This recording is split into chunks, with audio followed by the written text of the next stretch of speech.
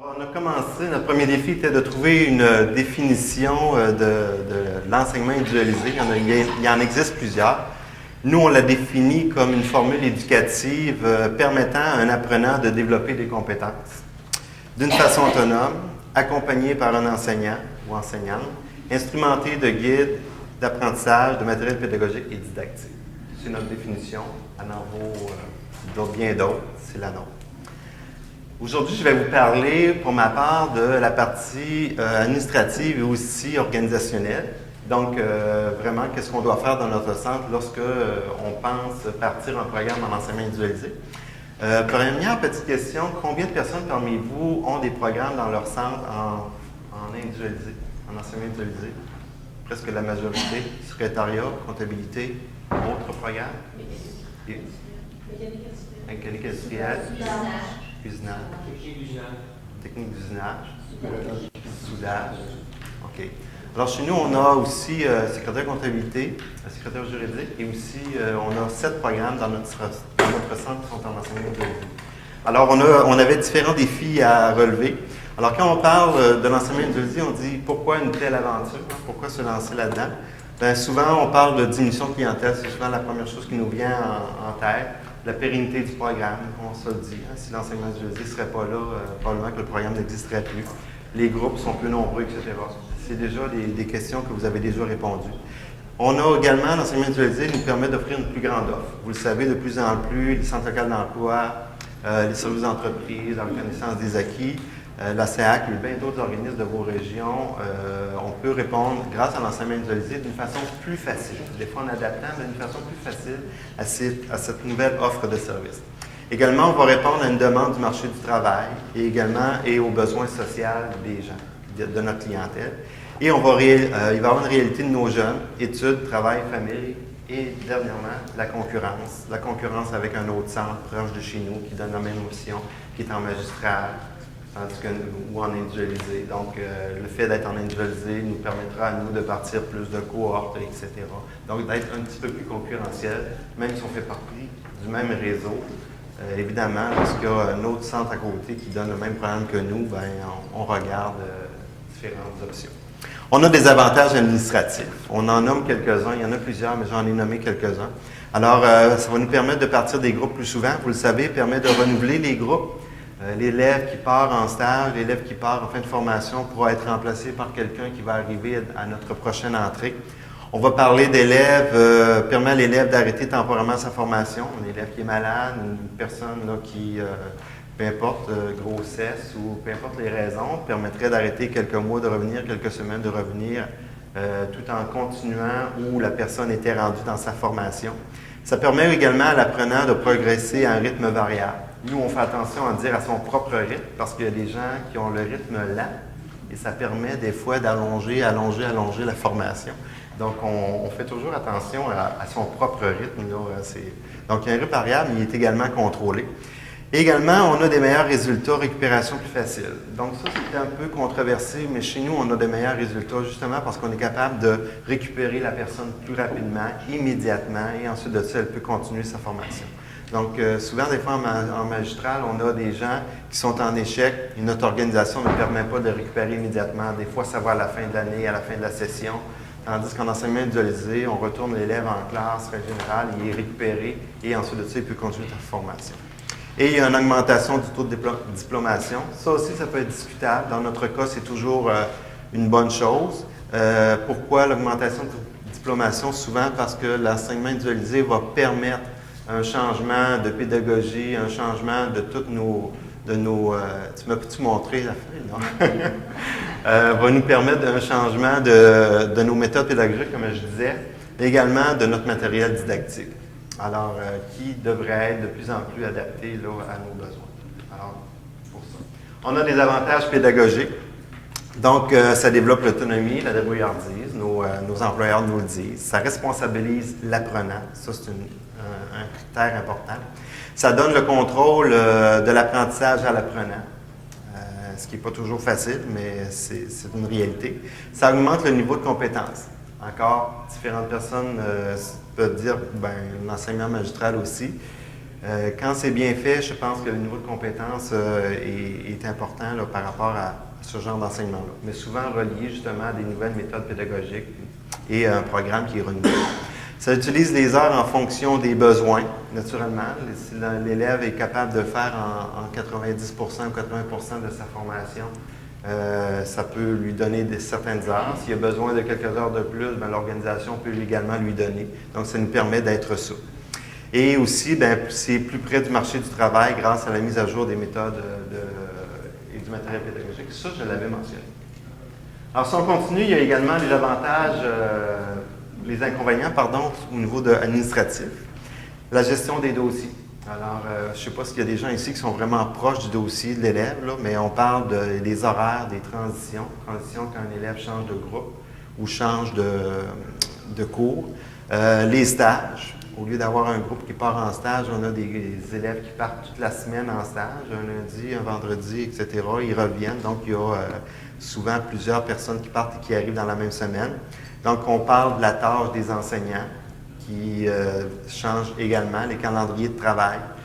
Chez nous, on a 7 programmes, comme je vous disais, en enseignement individualisé, ce qui représente 45 enseignants qui ont chacun un calendrier de travail, puisqu'ils peuvent prendre des vacances n'importe quand dans l'année, puisqu'on est ouvert 12 mois par année. Ça me prend des enseignants l'été, ceux qui ne sont pas permanents naturellement, mais ça veut dire que les ressources financières me demandent d'avoir un calendrier de travail par enseignant. Alors, ce n'est plus un calendrier pour l'ensemble du centre ou 2-3 calendriers. C'est, dans mon cas, 45 calendriers de travail. Okay? Donc, il faut les gérer. Chaque fois que quelqu'un vient, je vais avoir une semaine de vacances, on peut changer ça? Bon, oui, on est souple parce qu'on veut également qu'ils nous rendent l'appareil, mais ça veut dire que c'est de la gestion supplémentaire. L'augmentation de la charge de travail pour l'administration et les enseignants. Au lieu de traiter un dossier, donc un groupe de 20 personnes, on traite 20 personnes. Alors, c'est d'une façon individuelle et pas tout le monde en même temps. Alors, ça aussi, ça augmente la charge de travail et à tous les niveaux. Votre technicien de l'organisation scolaire, vos agents de bureau, ceux qui font les inscriptions, votre conseiller en orientation qui va répondre à 20 appels au lieu de faire un groupe et une séance. Oui, on organise différentes choses, mais c'est pas vrai. Les gens n'arrivent pas pour le mois de mars à s'inscrire. Ils arrivent n'importe quand dans l'année. Alors, ça augmente énormément la charge. Également au niveau des enseignants, là, on peut parler, je passe vite, mais je vous donne juste quelques exemples. Les enseignants, au lieu de rentrer sur une liste leurs 20 notes, une fois qu'ils ont passé l'examen, non, ils prennent un examen, ils corrigent, ils les rendent à l'unité. Et chez nous, en plus, ils rentrent dans le logiciel Jacques Tosca. Ensuite de ça, ils font, s'il est en échec, c'est encore pire, parce que là, ils doivent faire un plan de récupération, écrire une lettre, l'envoyer en courriel. Ensuite de ça, rencontrer l'étudiant, le retourner dans le plateau, planifier sa récupération reprise, puis là, ça continue. Donc, un enseignant me dit, pour être capable de mettre la note, moi, ça me prend 45 clics de souris. Lui, il avait calculé combien de clics de souris ça lui prenait pour être capable de rentrer la note. Bon, c'est correct. Il y a des choses à améliorer. Aussi, les inconvénients administratifs, les outils de suivi sont peu développés. Alors, soit qu'on développe la plupart du temps des outils maison, que probablement vous avez fait chez vous, des feuilles Excel ou peu importe, Horatio de ce monde, anyway, tout ce que vous avez pu développer pour vous aider. Mais les outils pédagogiques ne sont pas là comme on pourrait les avoir en enseignement magistral. Ensuite de ça, on parle d'augmentation du taux d'abandon pour les 2 premières années s'il y a une mauvaise organisation. On l'a vécu chez nous. On a eu des taux d'abandon importants. Quand on développe un programme en enseignement individualisé sur le coin d'une table pendant l'été, parce que là, c'est ça ou c'est la mort du programme, on ne le part pas à l'automne, il ne faut pas s'attendre que la première année, on ait du succès. Donc, ça se planifie, l'enseignement individualisé. Et si vous êtes bien planifié, peut-être qu'il n'y aura pas une diminution de taux d'abandon. Mais sinon, les élèves vont abandonner parce que le matériel n'est pas prêt, parce que les enseignants sont tous bouleversés pour une dizaine de raisons que je pourrais vous nommer, que je vais peut-être en glisser un peu tantôt. Mais c'est des constats. Ensuite de ça, ça va bien, les inconvénients. Ça va-tu bien jusqu'à là? Tout le monde veut sortir à la course. OK, on continue au niveau des inconvénients pédagogiques. Quand on connaît les inconvénients, moi, je me dis après ça, on est capable de travailler avec, il faut les connaître. Donc, c'est difficile pour eux, c'est difficile pour ceux qui ont peu d'autonomie. Je parlais tantôt, ça encourage l'autonomie, mais ceux qui n'en ont pas ou très peu, c'est plus difficile. Il faut plus les accompagner. Là, je vous parle des élèves. Je pourrais aussi vous parler de certains enseignants, on va s'en tenir avec les élèves. Aussi, ça demande des mécanismes de suivi pédagogique très rigoureux également, des inconvénients pédagogiques, je l'ai mentionné tantôt. Et un sentiment d'appartenance, esprit de groupe difficile à développer. Donc, dépendamment, certaines organisations, on est capable encore même de former des groupes avec des cohortes qui entrent, ce qui nous permet quand même d'avoir une vie de centre, une vie de groupe.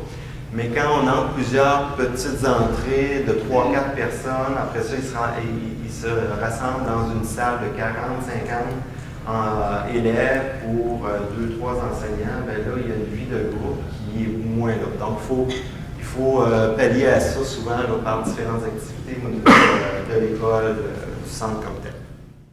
Alors, on va regarder l'enseignement individualisé, l'organisation de l'enseignement individualisé sur un regard administratif, puis on va aussi le regarder sur un regard pédagogique. Alors, si on regarde au niveau de l'organisation, lorsque vous travaillez pour justement organiser un programme en enseignement individualisé, vous allez devoir regarder vos ressources. Toutes les ressources de votre centre, les ressources autant humaines que les ressources matérielles, parce que comme je disais tout à l'heure, tout le monde va être touché. Autant la TOS que votre CO, que tout le monde va être touché. Donc, c'est important. Les ressources matérielles et financières, et là, pas uniquement dans votre centre, celles de la commission scolaire. Pour être capable de donner des environnements d'apprentissage intéressants à vos étudiants, vous allez peut-être devoir complètement changer vos locaux, abaisser des murs, ouvrir des portes. On a fait ça chez nous. Il y avait 2 locaux, on a ouvert un mur. Là, les 2 locaux sont ensemble, c'est plus grand. Alors, on fait des choses, pas juste des murs, on va aussi rentrer des fois des nouveaux équipements. On va en profiter pour repeindre. Donc, il y a des choses qu'il va falloir regarder pour justement mettre autant l'apprenant dans un contexte intéressant d'apprendre, dans des situations de travail. Donc, il va falloir réfléchir à ça, mais aussi il va falloir avoir du budget, vous savez, des fois que les ressources matérielles des commissions scolaires, c'est presque 1 an d'avance, il faut prévoir. Donc, ce n'est pas quelque chose qu'on va décider à brûle pour point. Donc, c'est important de regarder ça. Et également les ressources financières. Vous allez devoir regarder au niveau des gestionnaires de votre commission scolaire, c'est qui vos alliés. Okay? Est-ce que vous faites affaire directement avec votre DG? Est-ce que vous allez devoir passer par un DGA? Peu importe, il faut regarder. Il faut qu'il y ait quelqu'un qui appuie votre projet. Parce qu'au bout de la ligne, il va y avoir des sous, c'est sûr. C'est sûr et certain qu'il va y avoir des sous au bout de ça. Alors, votre mission en tant que centre, votre mission également en tant que commission scolaire, mais particulièrement en tant que votre centre, votre plan de réussite, mettez ça dans le plan de réussite. Un développement d'un enseignement individualisé dans un programme, il faut obligatoirement que ça rentre dans le plan de réussite. Puis si vous êtes capable de le rentrer dans votre convention de gestion, bien au moins quand vous allez défendre votre dossier, vous allez avoir quelque chose que le DG a signé. Fait que si c'est dedans, bien, il va en tout cas plus être mal. On va être mal vu de dire non. Alors c'est important, ça entre dans vos documents administratifs. OK? Ensuite de ça, votre clientèle, bien, vous allez devoir regarder quel genre de clientèle vous avez. Quand je dis quel genre de clientèle, il faut regarder aussi au niveau du programme. Pourquoi la clientèle est importante? Quand on a développé l'enseignement individualisé en infographie, on a une clientèle de didacticiens. Donc, c'est des gens qui sont capables de vous produire de très beaux documents, autant au niveau des enseignants que des élèves. Ils sont là-dedans, c'est leur dada. Quand j'ai développé l'enseignement individualisé en soutien informatique, peux-tu vous dire que c'était pas pendant toute la même game? Là, j'avais des gens de métier, des gens qui, sans rien leur enlever, là, mais eux autres, écrire un texte, puis bien le mettre en page, puis corriger les fautes, puis etc., c'était pas du tout la même chose. Okay? C'est la même chose pour les étudiants. Les étudiants, au niveau soutien informatique, c'est un certain créneau de clientèle qui vont devoir adapter l'enseignement, l'environnement, en fonction de la clientèle. Donc, il faut regarder votre clientèle, qui vous avez. Ensuite de ça, bien, votre organisation pédagogique, en tant que centre également, est-ce qu'elle demeure? Quels sont vos pouvoirs que vous avez à ce niveau-là? Et vous allez probablement devoir la changer en partie. Au niveau de la direction et le chargé de projet, moi, je crois que pour un jour développer l'enseignement individualisé, ça va vous prendre une direction qui veut vraiment s'en aller vers ça. Ça va vous prendre un chargé de projet. Si c'est votre conseillère, votre conseiller pédagogique qui devient chargé de projet, il faut libérer sa tâche, au moins 50 %. Puis si c'est un gros département à 100 %, il va falloir qu'elle travaille là-dessus. C'est pas vrai qu'une direction ou qu'un chargé de projet, un conseiller pédagogique va développer un tel projet pour que ça, vous voyez un succès, là, pour avoir un succès à l'autre bout. On peut tout le monde développer ça sur le coin de notre table l'été. On regardera les résultats que ça donne l'année d'après.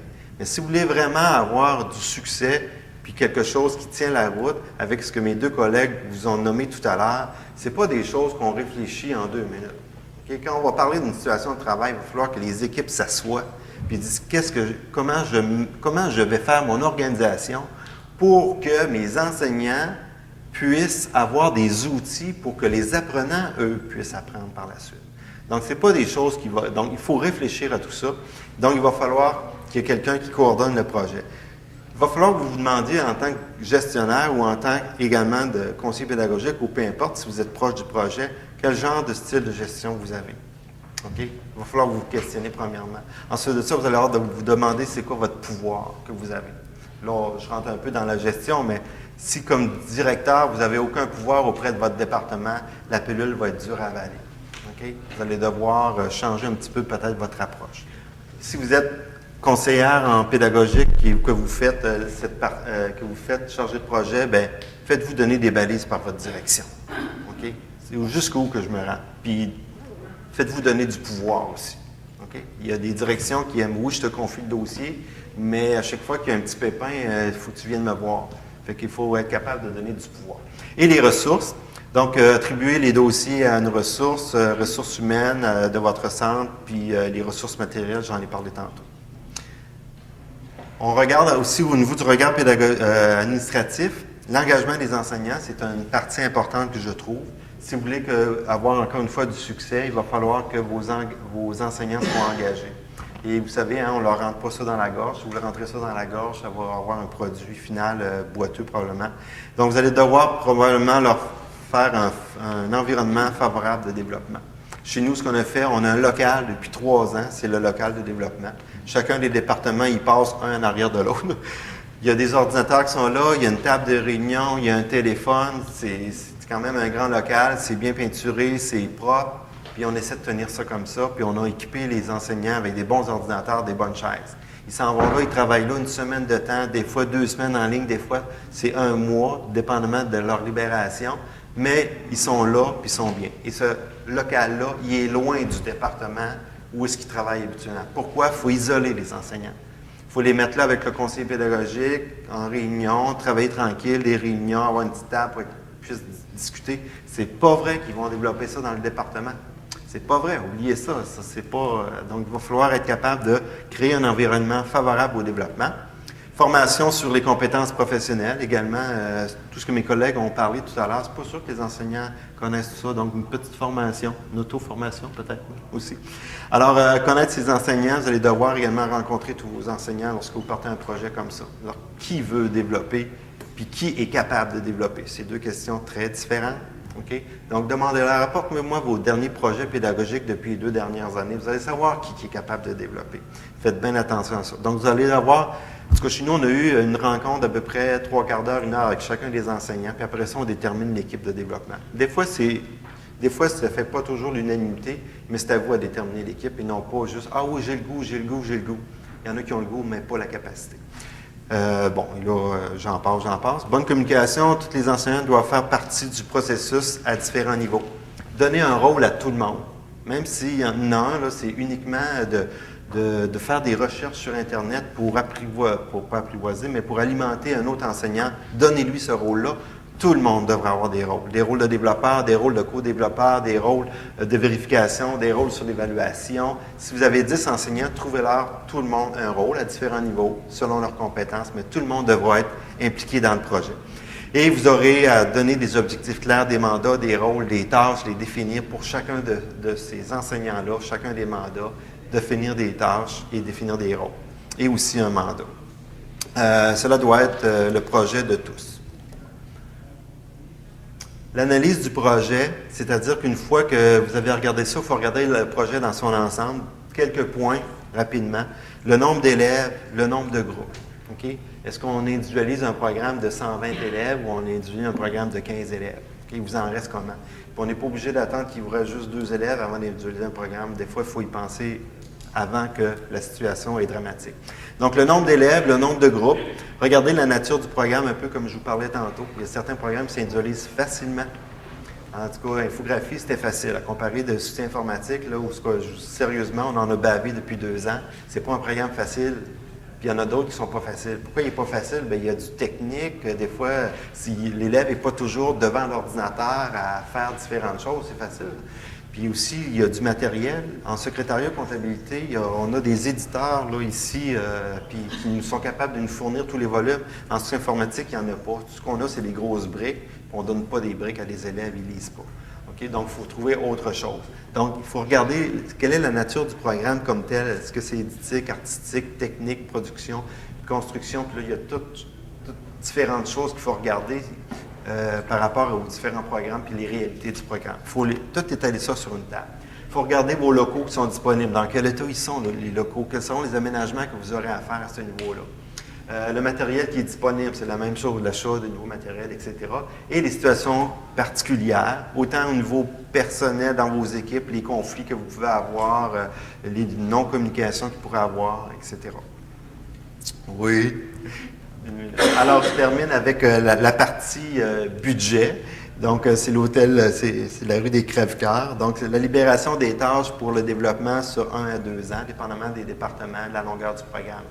Mais je pense que c'est important de regarder, de libérer vos enseignants pour ça. Ça ne veut pas dire une tâche complète, ça peut peut-être dire certaines heures. Ça veut dire également être capable d'organiser l'horaire des enseignants. Encore une fois, c'est pas vrai qu'un enseignant va être capable de produire quelque chose en même temps qu'il va faire son 15 heures, son 18 heures par semaine d'enseignement. Donc, si vous n'avez pas d'argent, pas de possibilité, au moins réorganiser l'horaire des enseignants. Faites-le pas travailler pendant une semaine ou faites-le travailler juste 2 jours. Les 3 autres jours, il va aller s'isoler dans le local puis il va développer avec l'équipe. Donc, vous avez à réaménager les horaires des enseignants. Puis si c'est possible, bien, il y a un petit bonbon au bout de la ligne qui est capable de dire « OK, bien, je te libère 100 heures dans ta tâche. » éducative, donc avec la tâche complémentaire, etc. Bon, ça fait. Alors, ça, c'est des mandats qu'on passe avec les gens. Donc, c'est important d'essayer au moins de libérer si possible. Avec les conditions qu'on a présentement, ça va être de plus en plus difficile, mais en tout cas. Les aides pédagogiques, conseillers pédagogiques, etc.